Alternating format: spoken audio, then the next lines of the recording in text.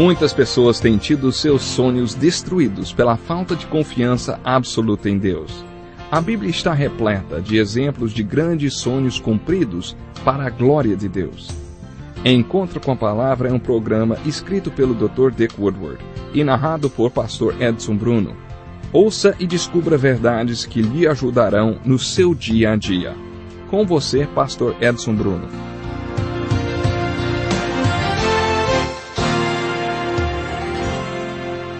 Seja muito bem-vindo à continuação do estudo do Evangelho de João. No último programa citamos os versículos 45 e 46 do capítulo 7 de João. Você está lembrado? Vamos começar o programa de hoje lendo esses versículos. Finalmente os guardas do templo voltaram aos chefes dos sacerdotes e aos fariseus, os quais lhes perguntaram: por que vocês não o trouxeram? Ninguém jamais falou da maneira como esse homem fala, declararam os guardas. Os guardas do templo foram enviados para prender Jesus e voltaram maravilhados, como crianças, com o que tinham ouvido e tinham deixado Jesus seguir o caminho. Alguma vez você já se perguntou como seria ouvir uma pregação de Jesus? Tenho um interesse especial pela vida de grandes pregadores e suas pregações. O famoso pregador Dwight Moody viajou para a Inglaterra para ouvir a pregação de Charles Haddon Spurgeon. Você não imagina o que aconteceu. A pregação aconteceu em um teatro. E sabe o que Moody fez? Ele procurou os donos do teatro e comprou deles o assento no qual esteve sentado durante a mensagem. Ele desparafusou a poltrona e a levou como souvenir para se lembrar do dia em que ouviu a pregação do Sr. Spurgeon, como costumava chamá-lo, o Sr. Spurgeon. Mas, voltando ao capítulo 7 de João, aqueles soldados não prenderam Jesus, não prenderam Jesus porque ficaram encantados com a pregação dele. Fico fascinado de pensar como deve ter sido esta pregação e como seria estar ali, ouvindo ao vivo, principalmente na hora em que Jesus gritou, conforme o versículo 28. Jesus exclamou em alta voz, uma segunda vez, relatada nos versículos 37 e 38. E como eu gostaria de estar presente naquele momento. O que temos relatado no Evangelho de João deve ser um resumo de tudo que ele falou. Provavelmente existe muito mais que não foi registrado. De qualquer forma, esse foi o apogeu deste sermão. João registra assim: no último e mais importante dia da festa, Jesus levantou-se e disse em alta voz: se alguém tem sede, venha a mim e beba. Quem crer em mim, como diz a Escritura, do seu interior fluirão rios de água viva. Isto é tudo que sabemos sobre este sermão. João oferece esse comentário. Ele estava se referindo ao Espírito, que mais tarde receberiam os que nele crescem. Até então o Espírito ainda não tinha sido dado, pois Jesus ainda não fora glorificado. A festa dos tabernáculos celebrava a peregrinação do povo de Deus pelo deserto. Todas as festas instituídas por Deus, através de Moisés, visavam servir de memoriais para que o povo se lembrasse de determinados fatos. Samuel Johnson afirmou que é mais necessário lembrar e relembrar do que instruir o homem. Isso é especialmente verdadeiro em relação ao povo de Deus. E é por isso que as Escrituras afirmam tantas vezes: lembra-te, lembra-te, lembra-te. Temos uma tendência a esquecer tudo muito rápido. É por isso que Deus quer que lembremos. Ele quis que o povo se lembrasse de muitas coisas, por exemplo, do tempo em que caminharam pelo deserto, e principalmente de como ele, sobrenaturalmente, supriu cada uma de suas necessidades. A maior dificuldade do povo no deserto era encontrar a água. E Deus deu a Moisés o poder de falar com a rocha para que a água saísse dela e a sede do povo fosse saciada. Deus queria que eles sempre se lembrassem disto. Por isso foi instituída a festa dos tabernáculos ou das cabanas. Eles construíam pequenas cabanas nas quais moravam durante uma semana e, segundo a lei, deveriam construí-las de tal forma que, de dentro delas, pudesse ver as estrelas para se lembrarem do tempo em que peregrinaram como nômades no deserto. O auge desta celebração era quando seu líder ia até ao tanque de Siloé, enchia uma jarra de água e a levava de volta ao templo e a despejava ao redor do altar. Este era o apogeu da festa. O agradecimento a Deus pela maneira milagrosa como ele saciou a sede do povo. Essa mensagem é importante. Esta festividade tinha uma mensagem e era: graças a Deus nós não estamos sedentos. Naquele tempo isso tinha se tornado uma liturgia e, infelizmente, uma liturgia vazia. Eles seguiam apenas um ritual vazio, e o que deveria simbolizar a sede do povo, que tinha sido saciada, na verdade, evidenciava uma sede que eles ainda tinham, uma sede que prevalecia. Você está lembrado que no capítulo 4, Jesus se apresentou à mulher samaritana como a água viva e deixou claro quais são as duas maiores experiências da vida de uma pessoa: nascer de novo e se tornar um instrumento para que outros nasçam de novo. Jesus disse à mulher: quem beber da água que eu lhe der, nunca mais terá sede. Este é o novo nascimento. Então, depois que você tomar a água viva, ela se torna uma fonte jorrando em você para que outros venham e tomem dela.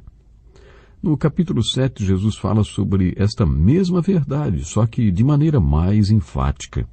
Ele estava clamando aos sedentos para que não vivessem mais um ritual vazio. Ele podia saciar a sede para o resto de suas vidas. Aquele que crê e bebe dessa água viva, do seu interior fluem rios de água que saciam a sede de outras pessoas, levando-as ao novo nascimento. Quanto a isso, João acrescentou um comentário. Ouçam mais uma vez. Diz assim: ele estava se referindo ao Espírito que mais tarde receberiam os que nele crescem. Até então o Espírito ainda não tinha sido dado, pois Jesus ainda não fora glorificado. Deus respondeu à oração de Jesus que pediu: e agora, Pai, glorifica-me junto a ti com a glória que eu tinha contigo antes que o mundo existisse. A semente caiu na terra, morreu e produziu frutos. Depois de sua morte e ressurreição, o Pai respondeu a esta oração e Jesus foi glorificado. E depois de glorificado, ele derramou o Espírito sobre a igreja no dia do Pentecostes. Jesus formou a grande comissão e ordenou que esperassem até que lhes fosse derramado poder. Só a partir daí a grande comissão foi posta em prática. Quando o Espírito caiu sobre eles no dia do Pentecostes e todos aqueles sinais foram manifestados, Pedro declarou em seu sermão: exaltado à direita de Deus, ele, Jesus, recebeu do Pai o Espírito Santo prometido e derramou o que vocês agora veem e ouvem. Dizem que o livro de Atos não deveria se chamar Atos dos Apóstolos, mas sim Atos do Espírito Santo. Ou, pensando bem, talvez devêssemos chamar este livro de Atos do Cristo ressurreto através do Espírito Santo e dos Apóstolos. O que você acha? Durante a última ceia, Jesus prometeu que mandaria o Consolador. Foi ele quem deu o Espírito Santo à igreja no dia do Pentecostes, e ainda hoje ele derrama o Espírito Santo sobre a igreja. Isto foi anunciado no sermão da última ceia. Ele é o mestre dos mestres e o pregador dos pregadores. Quando ele ensinava, era o maior mestre do mundo, e quando pregava, era o maior pregador do mundo. Para ensinar, partimos do conhecido para o desconhecido. Jesus começou pelo conhecido, a festa dos tabernáculos, enfocando a sede que tinha sido saciada sobrenaturalmente no deserto. Eles não deveriam ter mais sede, mas ainda estavam sedentos. No último dia da festa, Jesus exclamou em alta voz: se alguém tem sede, venha a mim e beba. Quem crer em mim, como diz a Escritura, do seu interior fluirão rios de água viva. Ele clamou em alta voz, ou seja, ele gritou. Ele estava se referindo ao Espírito que veio no dia do Pentecostes. O relato continua dizendo que, ouvindo as suas palavras, alguns dentre o povo disseram: certamente esse homem é o profeta. Moisés tinha profetizado que um profeta muito especial viria um dia, referindo-se ao Messias. E Malaquias disse que o profeta viria de repente ao seu templo, sem que ninguém esperasse. Elias teria de vir primeiro e depois este profeta viria. No primeiro capítulo lemos que eles perguntaram a João Batista se ele era Elias e João respondeu: não. E aí eles perguntaram: então você é o profeta? Eles estavam se referindo ao profeta que viria. E ouvindo as palavras de Jesus, alguns dentre o povo disseram: certamente esse homem é o profeta. Outros disseram: ele é o Cristo. A Escritura não diz que o Cristo virá da descendência de Davi, da cidade de Belém, onde viveu Davi. Assim o povo ficou dividido por causa de Jesus. Alguns queriam prendê-lo, mas ninguém lhe pôs as mãos. Chegamos ao final desse sermão, onde o nome de Nicodemos é citado mais uma vez. Segundo o texto, o sinédrio estava reunido e Nicodemos, que participava da reunião, perguntou-lhes: a nossa lei condena alguém sem primeiro ouvi-lo para saber o que ele está fazendo?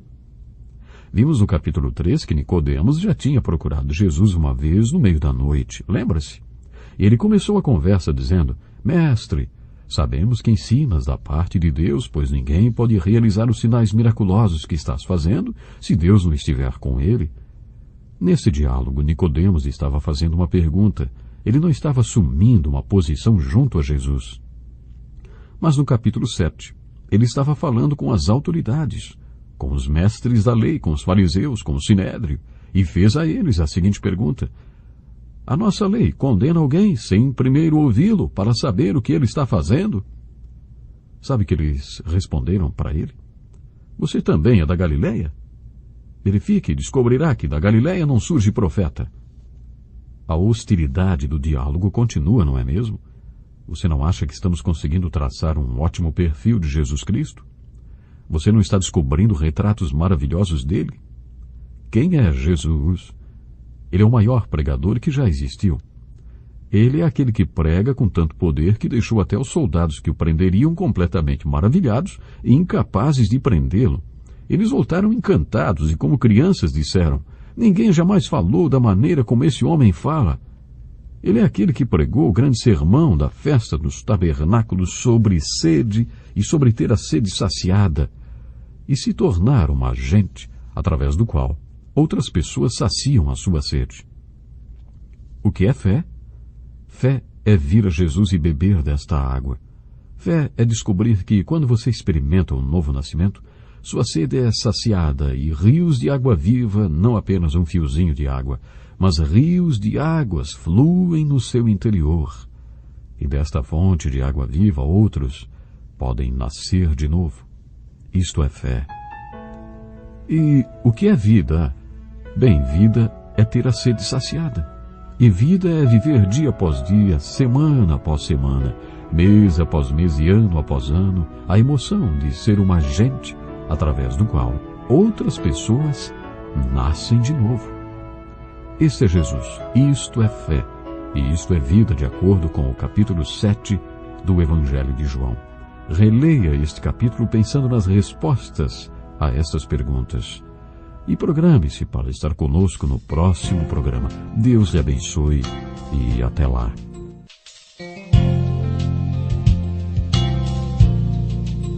Que lição importantíssima. Obrigado, pastor Edson Bruno. Prezado ouvinte, coloque em prática o que você ouviu aqui. Sem dúvida, sua vida será grandemente abençoada. Este é um estudo escrito pelo Dr. Dick Woodward, na voz do pastor Edson Bruno. Escreva-nos e solicite o material. Nosso endereço é Encontro com a Palavra, Caixa Postal 2011, CEP 89201-970, Joinville, Santa Catarina. Até o nosso próximo encontro com a Palavra.